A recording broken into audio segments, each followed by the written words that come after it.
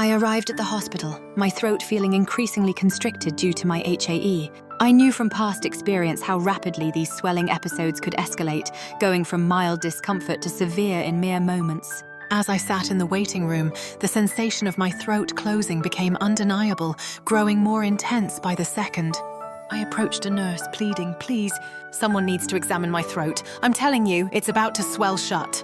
She offered a dismissive, yes, we'll be right with you," before ushering me to a back area to wait. There I watched doctors bustling back and forth, seemingly oblivious to my worsening condition. I became increasingly agitated, my breathing and speech becoming labored.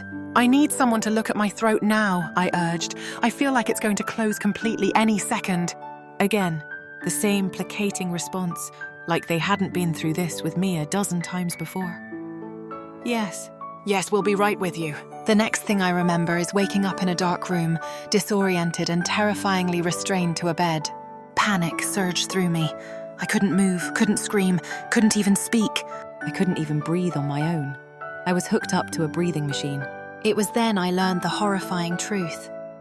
Because no one had bothered to properly assess my throat in time, I'd had to undergo an emergency tracheotomy. The news that followed was crushing. They told me it would be 3 months before I could be off the ventilator and begin to recover.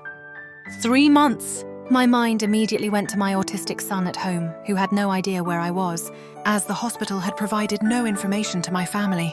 I couldn't be gone for 3 months. I needed to get out of there, ideally by tomorrow. They cautioned me about the long road ahead, learning to talk and eat again. But I was resolute. "Bring it on," I told them. Fueled by an intense will to return to my son, I pushed through. I was discharged in a single week, becoming the fastest patient they had ever seen go through that kind of rehabilitation. The constant anxiety of having that tube in my throat made sleep impossible, so I spent every night practicing my exercises, determined to get off the machine. My rapid recovery amazed them, a testament to the sheer will to escape that situation.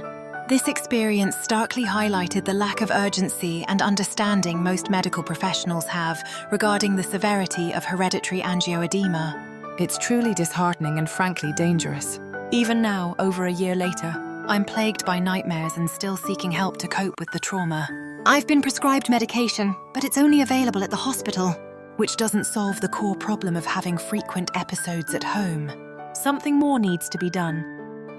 We need to advocate for better awareness and more effective protocols for this disease. And it needs to start yesterday. I died twice that day. Thank goodness I was at the hospital. But it all could have been avoided. It shouldn't have happened. I didn't live to let it keep happening. This is my call to action. Join me.